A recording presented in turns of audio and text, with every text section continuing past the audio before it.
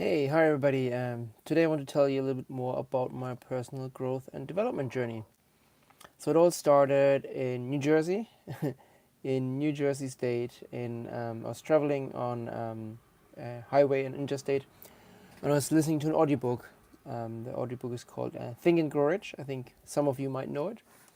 Think and Grow Rich by Napoleon Hill. I was listening to the audiobook, and that's pretty much where my growth journey started. That was June 2010. And at that time, I set myself a very interesting, daring goal. So I'll come to that in a minute. And my startup journey has started a little bit earlier. That has started in 2008 when I had my first startup, which was a platform to hire and sell newsworthy media. However, my personal development journey started listening to this audiobook. And what I wanted to share with you is a specific goal that I set myself at that time. I set myself the goal to get £10 million in 10 years. So I got until June 2021 to get to those £10 million, dollars actually dollars. It's a quite ambitious goal that I set myself back then, and I'm not on track right now to get it all. The book was very much about money and financial success and so on. I think that topic was quite important to me back then, and it still is very important. But it has gone down a little bit in my priority list. But I'm still committed to that goal of getting in 2021 $10 million. I don't know how. I have no idea how to get there right now, and I'm not really. Um, yeah, I have no idea how to get there. Okay, but the positive thing is that I've actually got a lot out of this journey, that personal growth journey. Financially, not as successful, but on a personal level, really, I can say I feel more confident, more happy. I've been growing a lot mentally, so I feel I really expanded my mind, my conscious, my knowing about the world, learning more about myself, learning more about other people. So yeah, I'm just happy, much more happy. I'm smiling a lot, as you can see. So that's been a massive difference for me. Um, yes. So what was next? I listened to the audiobook, and then made a decision to follow my financial dream and move to the UK. I moved to the UK in January 2011 and started my first business, Unq, which was a drink ordering app. It's basically mobile app allowing you to order drinks in a in a bar using a smartphone. So it was fairly simple. You actually couldn't pay. It was just the MVP. The first version was very simple with no payment functionality, and that completely failed. Nobody used it. Everybody thought it was an awesome idea, and so, but yeah, nobody used it. The bar wanted to have a way to turn it off when it was too busy, and if it was too empty, then most people would just go walk up to the counter and just order it from the counter. So there's never really a good time, to be honest with you, for people to order. Either it was too empty and people would just walk to the bar, or it was too full and the bar would turn off because there's too much chaos and too many people ordering in person. So I learned some valuable lessons from there. Then I had a real estate startup, Vigvam, which was pretty hard for me because I had lots of fight with the co-founder, lots of differences there, and I didn't really stand up for myself and asserted myself there. I feel I was put down a little bit, and that certainly wasn't a good time. And one of the health issues that I have right now may have come from that time, actually, like a chronic thing, and it may have come at that time due to stress and so on. So yeah, it was not a good time. It was quite a low point in my life, I would say. Two failed startups, nowhere near to $10 million, and had some health issues. I then tried another one, Prehash, which was a website to allow people to do coding tests, so allow hiring managers or people with a startup to screen developers, evaluate developers using coding challenges, like coding tests. That worked quite well. We made some money. I really enjoyed working on it, but then at that time, my co-founder found a better job. he got an offer to join an established company as potentially as a CTO, lots of money, stock options, good shares. So he left. There are also quite some difficulties there and quite some differences between me and the other co-founder. So we were three people, and me and the other co-founder, we just clashed constantly. And yeah, what else? At that time, when I was working on my startups, I basically asked a couple of people, my mentor, my friends, what type of training should I do? I've always been interested in growing, learning new things. What type of training should I do as an entrepreneur? I don't even know where to start. You can do marketing, sales, lean startup methodologies, finance, accounting. There's so many things. And actually, several people have mentioned the same thing. You should invest in yourself. You should really spend money and time investing it in yourself. And there was some awesome advice there. And that's the same advice that I would give you if you're in a similar situation.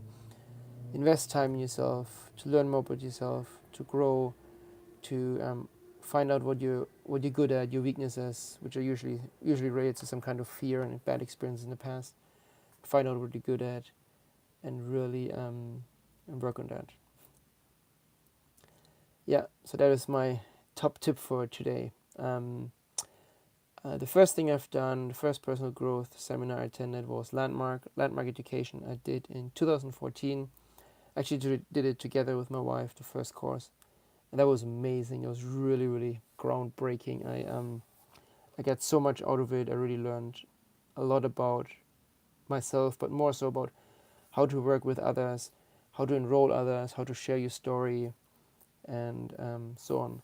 So one of the things, for example, that I shared was that I got into conflict and disagreement with my family, with my wife more often on a Thursday, Friday, and on a Friday usually. And I realized I was quite fluctuating the way I dealt with my daughter. Sometimes I was really strict and harsh, and sometimes I was very forgiving and giving in a lot. And then what I realized that if I had a bad day at work, it was after Wigwam during pre-hash, when I had a disagreement with my co-founder, or I agreed something with one co-founder, and then we met the other guy, and he kind of didn't stand up to what we agreed before, and I felt I didn't feel okay, and I just didn't confront or challenge him on that.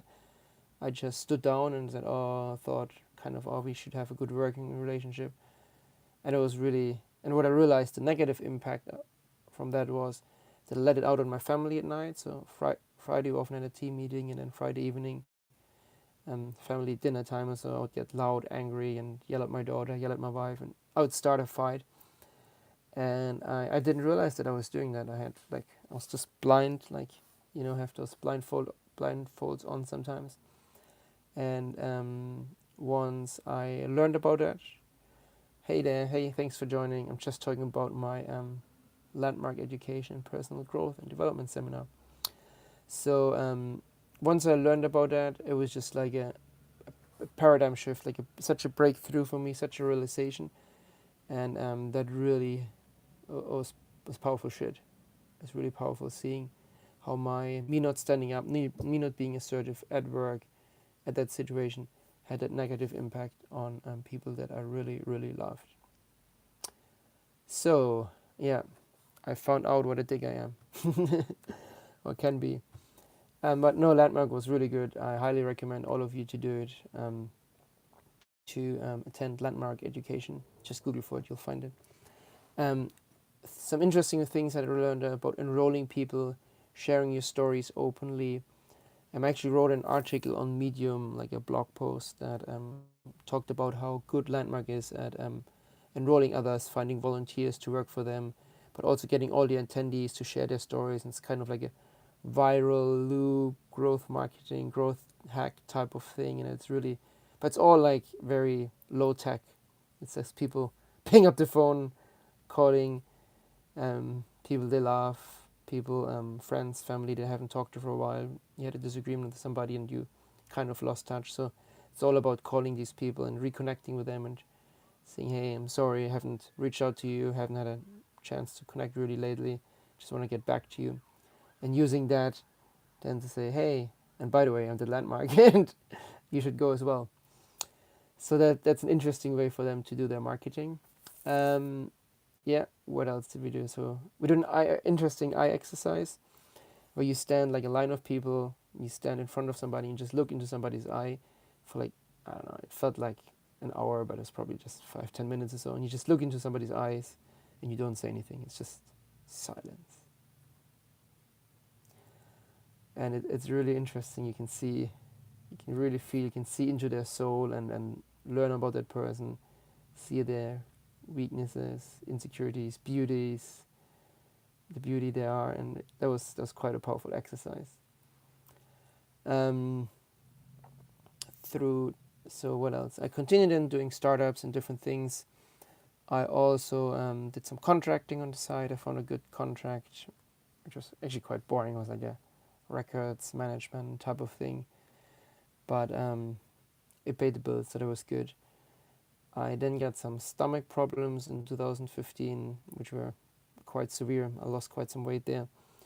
So, and in 2016 I did UBW, Tony Robbins. That was amazing for my personal growth. Shit, that was really good. Started off on a Thursday with a fire walk, so you literally walk over burning coal, and that was good. You do affirmation beforehand. You do affirmations beforehand. So like you can, I don't even forget what it said, but you basically think about fear, things you're afraid of, and you completely lose all fear for a short amount of time. So it's basically you reach a certain plateau, you get really, really high in terms of being fearless, conquering your insecurities, being confident, certain, and you slowly drop off a little bit. So I felt you get this high, but then you need to kind of maintain it, otherwise it gets completely low. So one thing that I started attending around that time as well was the Yes Group London.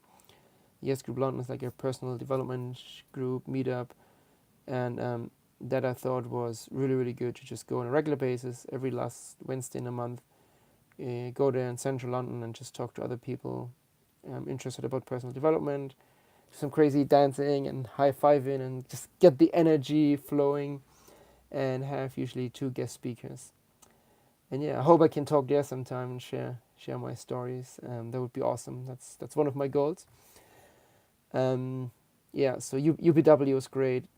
So in Tony Robbins, when you compare it to Landmark, I think Landmark you learn more about other people, other people's life, and with Tony Robbins, I learned more about myself, my own, yeah, strength, weaknesses, beliefs, what's holding me back, limiting beliefs, values. So Tony Robbins speaks about six basic human needs, which is variety and certainty, love and significance, and contribution and growth. So variety and certainty basically is my wife and me. My wife needs certainty. She is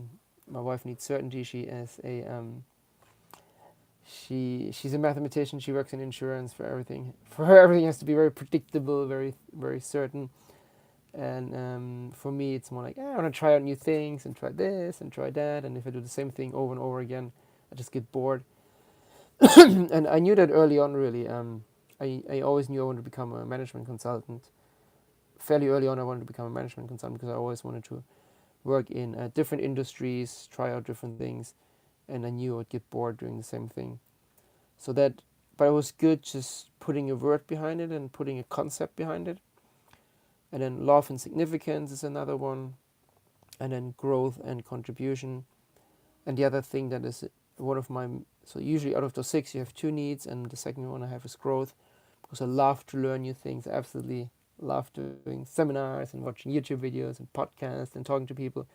And every time I learn something, I grow. I feel great. I really, literally can feel how dopamine, how neurochemicals fire, how dopamine shoot out at my body, and like, awesome! I learned something new. I can really feel that. Yeah, love is obviously one contribution, but really growth is my main, and variety are my two main needs. What else do Tony Robbins? My health improved, my diet, I eat healthy as a result. I do breathing exercises occasionally, just like breathing into the belly. I did that yesterday actually when I was driving home in my car and traffic was kind of slow. I just sit there and breathe in deeply through my belly, hold the breath, and then breathe out slowly. And it's a nice way for me to get home. It's on my way from work to home. I'm trying to relax, getting more calm, more in a family type of mode. So that's a nice way to do some breathing exercise and to relax. And it totally works. That shit, believe me. Like sometimes would even start yawning. Just I feel just when I think about it now, I have to yawn. And not because you guys are boring me, just because I've learned to use those techniques to make my body relaxed. Or I do power posing and high five and listen to great music, and I get the energy flowing in, get the state out.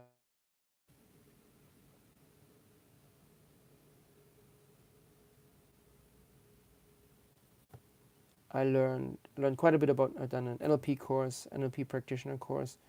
Um, that was really good. So NLP is basically um, um,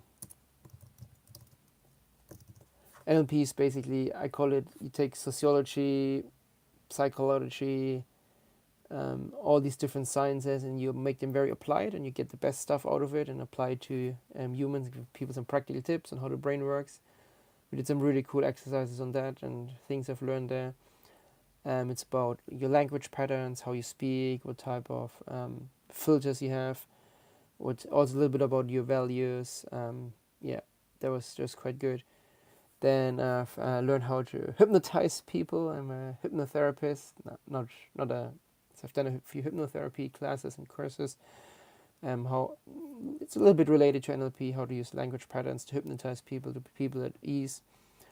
And yeah, I've attended recently Chase U's behavioral science certification class in London, which is about human behavior, how to influence, how to read people's body language, how to read people, how to slightly influence people with controls, with embedded commands, with confusion statements, such as you become totally interested and totally focused on what I'm saying here today. So you use kind of things like that, which is pretty cool. So yeah, so I've this is pretty much my journey when it comes to self development and startup. Currently I'm working as a consultant. I'm currently working as a consultant, as a agile scrum master, agile coach for Cognizant, for British Gas, and I'm looking to do more videos like that. So yeah, so going forward, I want to talk more about personal development topics. So I want to share more about Landmark. There's one, UPW, and then general topics like persistence, motivation. Brian, I've attended Brian Main's and goal mapping workshop. That was pretty good. I want to talk a lot law of attraction a little bit, positive thinking, affirmation. So there are lots of different topics. If anything what I've just said resonates with you, then just pop it in below in the comment and let me know. I would love to get your feedback and your thoughts on that. And yeah, so the next one will be Friday at noon, the next Facebook Live. So yeah, stay tuned, and I will probably talk about persistence there. Yes, I'll talk about persistence. Your shoulds versus your must. So stay tuned for that. It's gonna be a good one. All right, I'll talk to you all